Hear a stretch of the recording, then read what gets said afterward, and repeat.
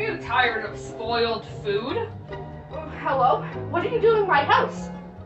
Well, have I got the invention for you?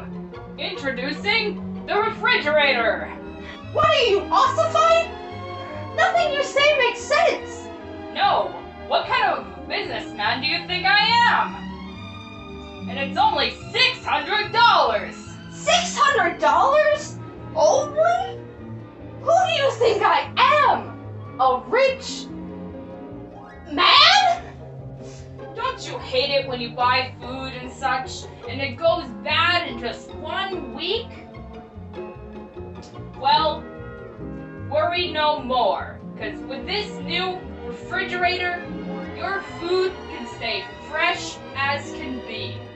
You can even put your bottled drinks in it. And, get this, in winter, no more pickled veggies. Oh, that's the cat's meow. But I don't make the decisions around here, so I have to ask my hubby about this one. All right, the refrigerator.